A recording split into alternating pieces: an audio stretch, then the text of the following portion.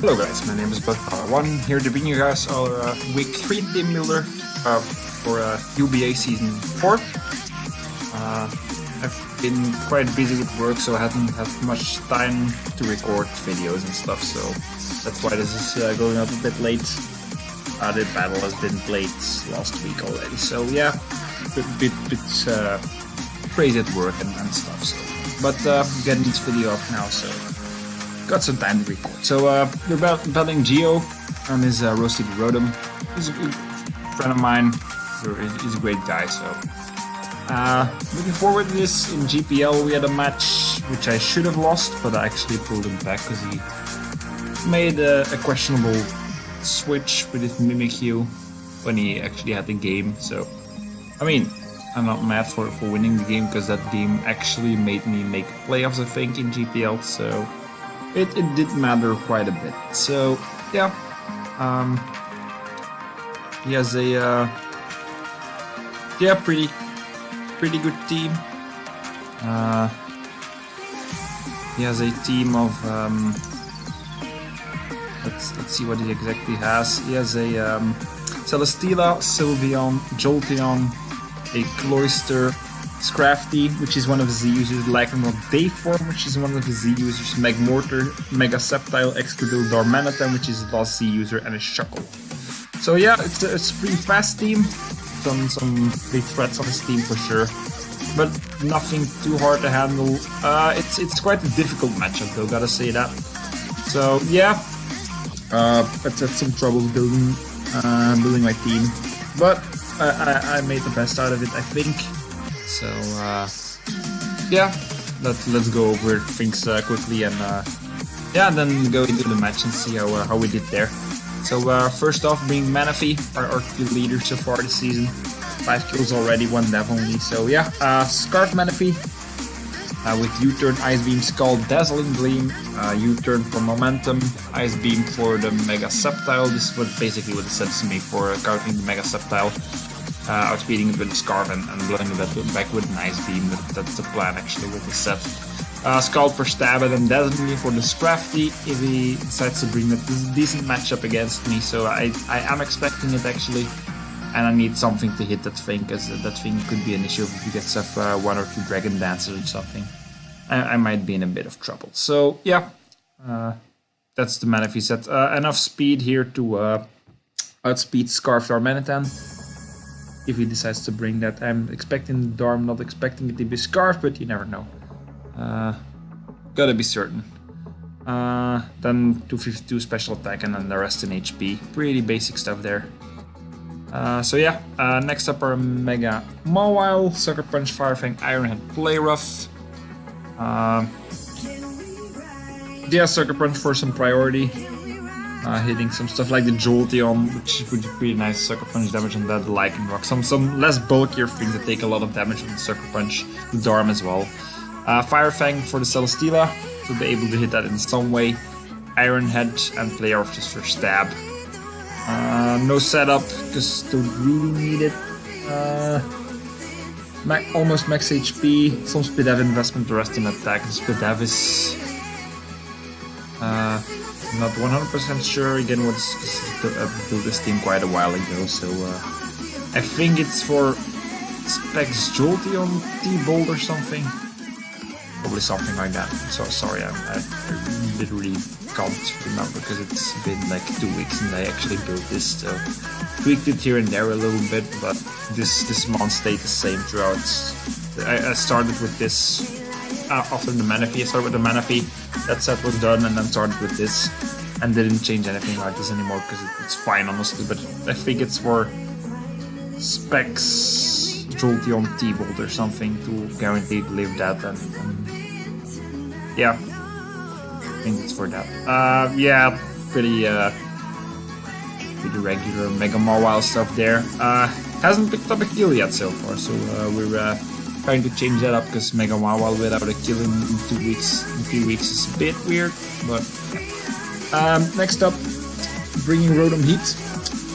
Overheat, Full Switch, Defog, Thunder Wave with Aya Papa Berry. Max defense, max HP, Bolt Nature. This is my Darmanitan switching. I need one of those because that thing is a problem. That's my only switch into it, my entire team. I could have brought Bolt, Max Defense, Manaphy, but that's not the greatest switch in either. So this takes 3 Element Bandit Flare Blitzes from Darm with the Ayapapa Turton, obviously. So yeah, it's my, and I can cripple it with D-Wave, deflux some rocks away, Voltage Overheats with Celestia, just full switch around a bit. Gotta be careful with the Jolteon though, but something to note here, I did make some free agency transactions. They coming into play at the end of week 3, so, and Rotom is one mon that is not gonna be on the team anymore. So spoiler there, I guess. Also, Reuniclus is gonna be gone, and Zoroark is gonna be gone, and I'm replacing them with Azelf, Moltres, and Kyurem. So yeah, just a heads up there. So some different mons next week. You'll see it in next week's Team Builder and Battle, I guess, if I decide to bring some of those. Next up, Snorlax. Figgy Berry Cycle set with Gluttony.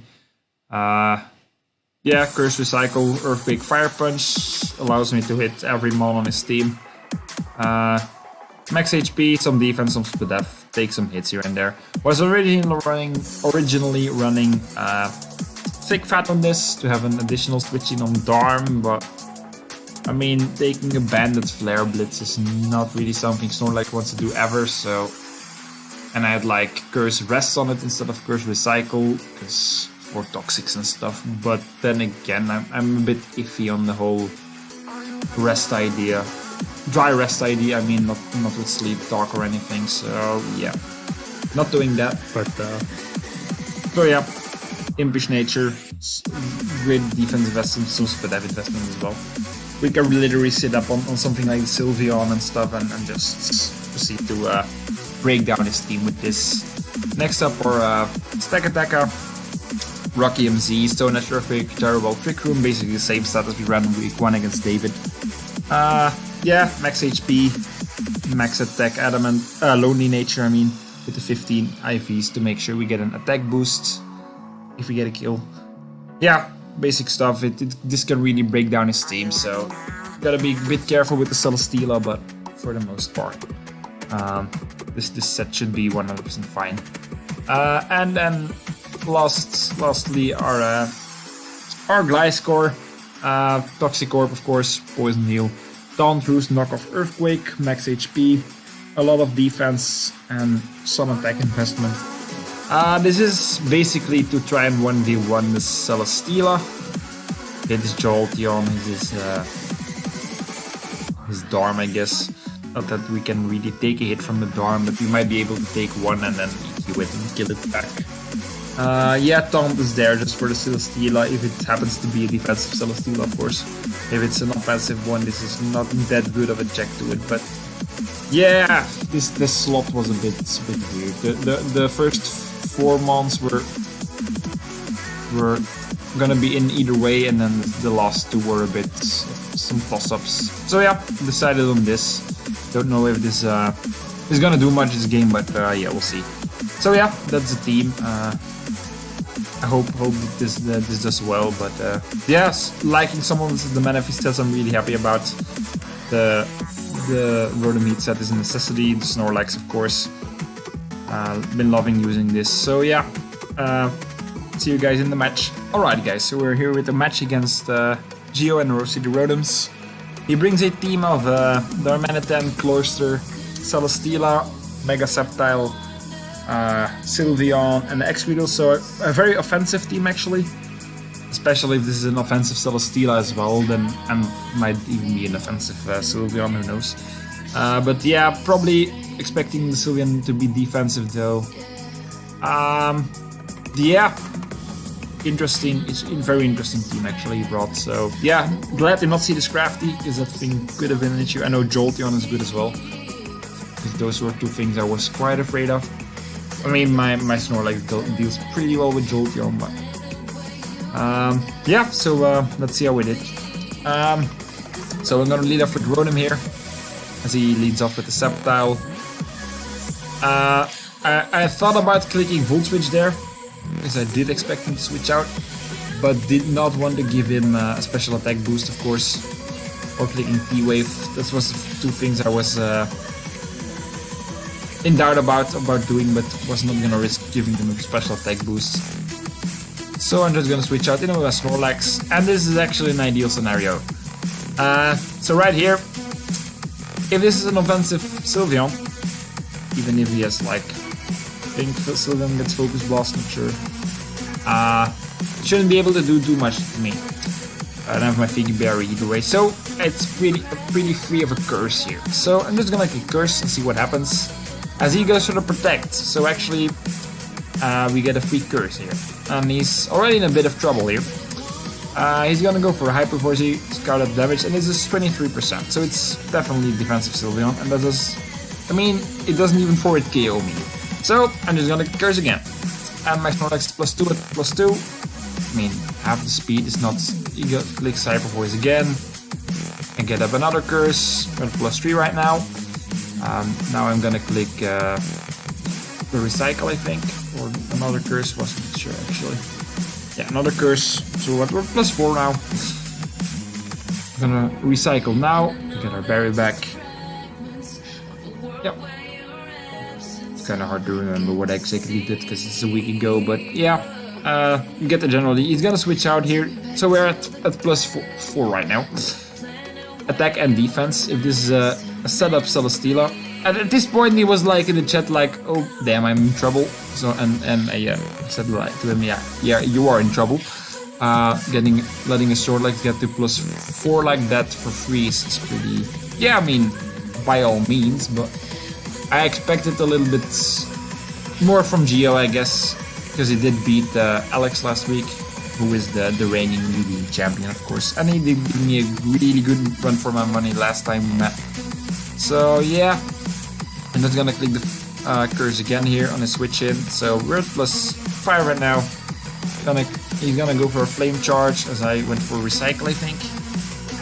Yeah, just clicked fire punch here, but oh well, it happens. Clicks flame charge again. +2 speed, gonna click. Yeah, I really wanted my berry, but I was expecting to do more damage to me. So yeah, now I'm gonna click fire punch here as I switch in the Sylveon. It's very defensive, obviously at +5. We barely do it kill it. So that's definitely max fizz def Sylveon. Taking recycle again here because I expect the Hyper Voice. Really want to get my berry back, be as safe as possible. More like he goes for the Hyper Voice here, as I do get my berry back. I do click the recycle, and we have our berry back. And we're at 82%, so we're sitting pretty with our Snorlax. He goes for the Protect, as I go for a curse, so we're at +6 now. And Snorlax is in, I mean, it's in the best spot it can be at this point. So he goes for a Wish, as I go for an Earthquake, and down goes the Sylveon. That's 1 kill for my Snorlax. And basically, if he does not have Toxic or something to phase me out on any of his mons, this game is over, basically. So he goes into the Sceptile, and goes for a Toxic. So he does have it, let's show it. I go for the Fire Punch and just Oko it. So Snorlax grabbing 2 kills there. At this point he's saying GG in the chat, but I'm like, let's just pay it out. Last time you were in a similar position and you throw away the games due to quit and stuff. So just lay it out. He makes some good swaps here. Swapping around with his going for a Brick Break. Right here I should have clicked Fire Punch anyway. I thought I clicked Recycle there and wasted a turn, but never mind. So I'm at 30% to eat my berry, 83 now. He goes into his Cloyster, and I can't really let this set up. But on the other hand, I should have clicked Recycle here to get my berry back and make sure my Snorlax lives longer. But I don't. I go for the Earthquake. He's sashed, but that's quite an interesting bring. Right here he goes for an Icicle Spear, and as you're gonna see, this is barely anything. Like, yeah. But I do recycle here, get the berry back. But, I mean, toxic damage is racking up, so my Snorlax is not gonna get the 6-0, obviously. Because toxic damage is getting way too high. But, yeah, gonna take out the Cloyster here, but my Snorlax is gonna, yeah, basically go almost down here. It's gonna be at 3% now. So, yeah, here comes the Excadrill, and it's just gonna, yeah, break and kill me. So, alright, Snorlax gets 4 kills. And right here, yeah, I saw the Mold Breaker, but it really didn't click in my mind, I guess, what it exactly did. But, I mean, I switched my Maw, I hope to just get the attack drop, I guess. And I'm gonna switch in my Rotom here, on the obvious Earthquake, and my Rotom is gonna die. Because Mold Breaker denies Levitate, of course, which I did not work. My Glysaur was a perfectly fine switch in, but I did not go for that. So, yeah, that's a free kill for him. It's 4-2 now, but I'm still in a pretty good spot. Gonna get another attack drop on the Excadrill. That's a good part about not having to Mega on the first turn, I guess. So, swapping around, getting it attack dropped. I can easily take, not gonna say easily, I can quite comfortably take an Earthquake if it's not a crit. So I'm just gonna click Mega Evolve here and click Fire Fang. I guess for good Earthquake does about 50%. I go for the Fire Fang, I hit it, and Mega Mawile picks up the first kill of the season, so Angelina getting a kill there. And he goes into the Celesteela here, and I'm just gonna click Fire Fang again, because no reason not to. He goes for the Flame Charge, boosting it the speed. I go for the Fire Fang. I hit it. It's, I mean, that's 67% with Celesteela. So there's that. And it's not a non-stab move with, I mean, what is it, 65 base power or something. That is pretty crazy, but then again, it's 210 base attack. I mean, pretty crazy. And I'm just gonna go for the Sucker Punch here, hoping to get the kill, and we do not the kill. So Mawile picking up 2 kills, Snorlax picking up the other 4, I guess. So yeah, good game, Geo. Yeah, the protect play with the Sylveon was really unfortunate, and it went, yeah, basically downhill from there. Good game to him. Looking forward to playing him again. He's had a bit of an up and down season, losing to his friend Thomas week 1 and then beating the champ the week after, and then this game. So yeah, he's 1-2 now. We're at 2-1. So we're second in our division, because D-Train did lose to Adam, I think. So yeah, and then again, Varys is quite far ahead of me at 3-0 and like, I don't know, 15 differential or something. That's pretty crazy. He leads the league right now. So yeah, good game to Geo. Enjoyed this one, even though it was, I mean, I just clicked curse with my Snorlax a couple of times. But oh well.